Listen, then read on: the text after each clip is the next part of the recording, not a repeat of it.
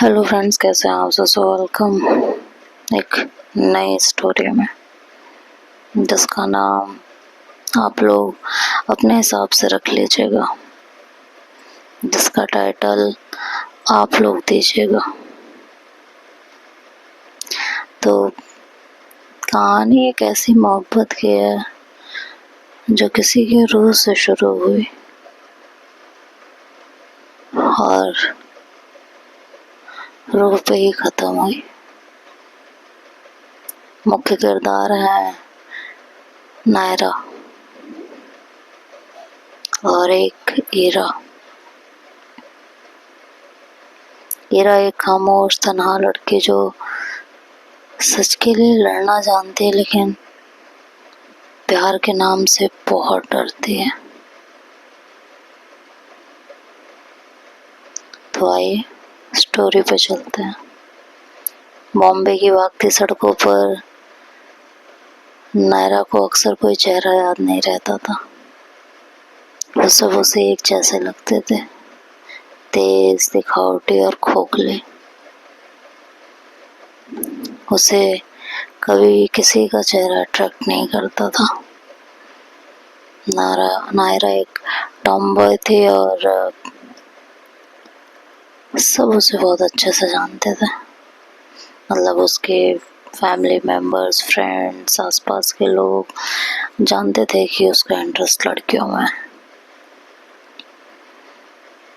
वक्त निकल रहा था और नायरा अपनी जिंदगी बड़े खुले किताब की तरह जी रही थी।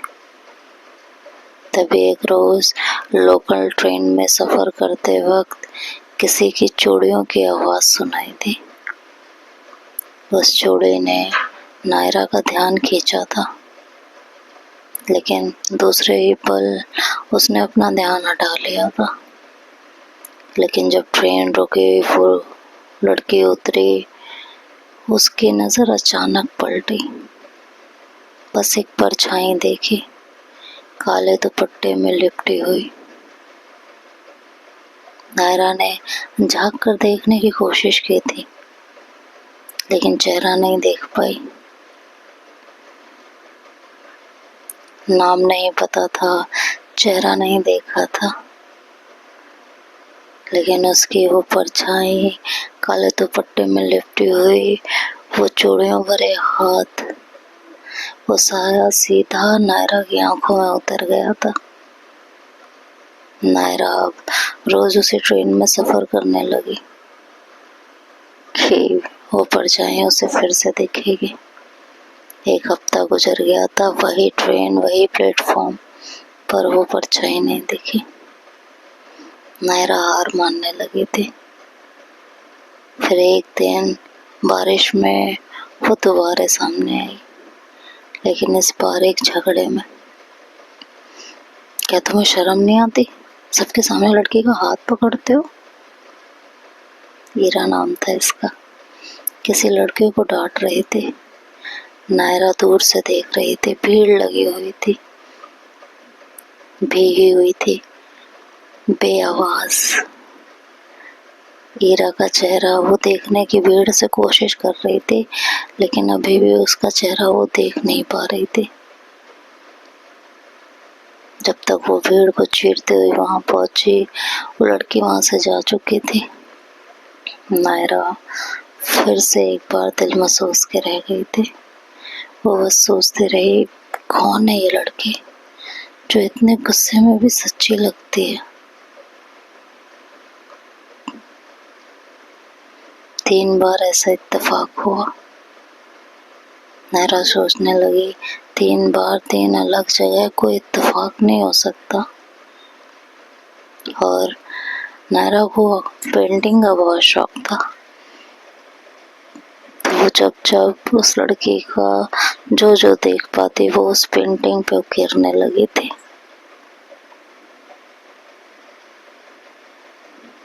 नायरा फिर एक बार किसी एनजीओ के सामने से गुजर रही थी, तो वो लड़की उसे फिर दिखी। वही आंखें, काली गहरी आंखें, वही चूड़ियां, वही काला दुपट्टा। नायरा ने उसे फिर से देखने की कोशिश की, लेकिन इस बार सिर्फ आंख दिखी थी। नायरा ने आके उसकी आंखों को अपनी पेंटिंग पे उतार दिया था और खुद से बात करने लगी, कब तुम मुझे पूरी दिखोगी और कब ये पेंटिंग पूरी होगी। अचानक एक दिन नायरा कहीं से गुजर रही थी तो उसे एक लड़की बच्चों को किताब बांटते हुए नजर आई। वो उसकी तरफ बढ़ी और बढ़ने के बाद उसने उसे फिर से देखा, लेकिन इस बार अधूरा नहीं, इस बार पूरा। लहराते बाल, बंद गले का कुर्ता, दुपट्टा, गहरी आंखें,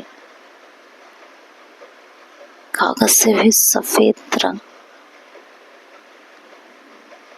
नायरा उसे देखते देखते एक पल को खो गई थी। अचानक उसकी किसी से टक्कर हुई तो उसे होश आया। नायरा को अजीब सा लगने लगा था। नायरा ना उससे बात करती ना मुस्कुराती, पर फिर भी उसकी मौजूदगी जैसे उसे बांधने लगी थी।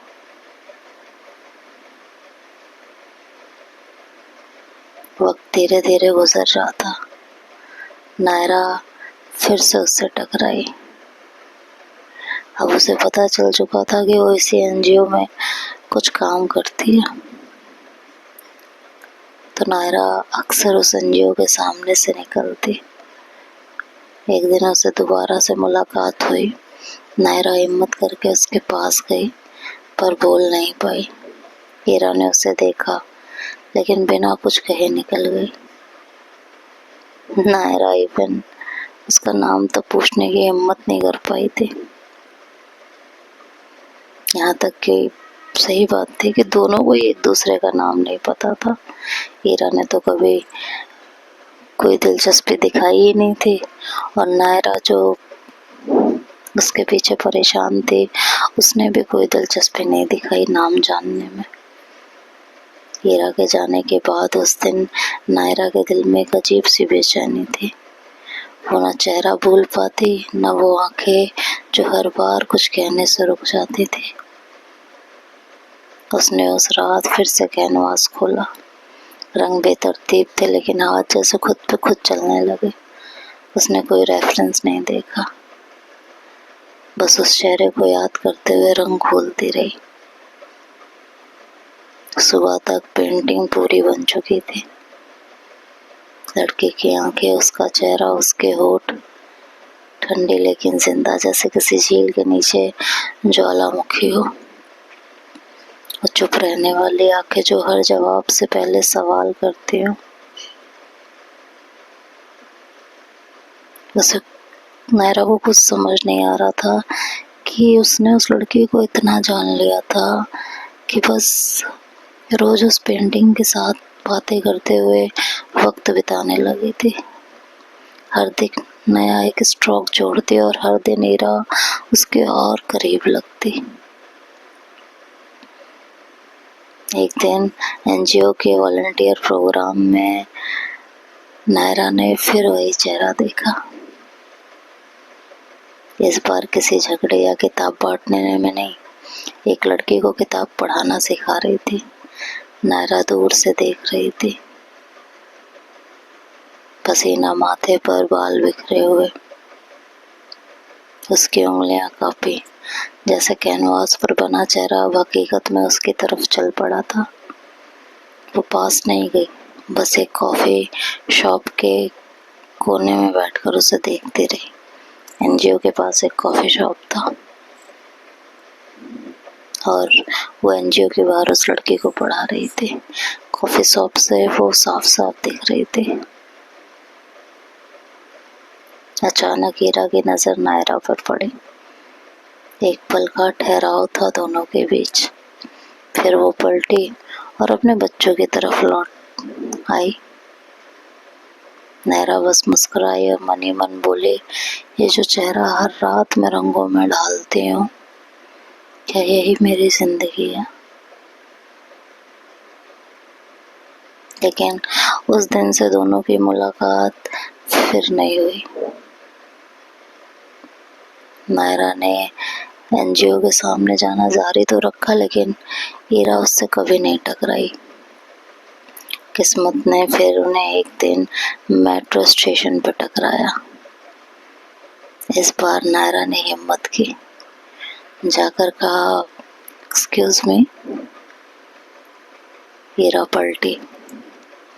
नायरा ने बहुत हिम्मत करके बोला, क्या हम कहीं मिल चुके हैं? ईरा ने उसे घूरा और बोला, अगर कोई लड़का ये लाइन मारता ना तो तुम्हारे गाल पे थप्पड़ पड़ चुका होता अब तक। नायरा सब पका गई थी। उसने कहा, मैं लाइन नहीं मार रही, बस लगा कि तुम बड़ा पुराना रिश्ता लगता है हमें, हाँ? हीरा इतना बोल के गुस्से में चली गई थी और नायरा वहीं ठहर गई थी।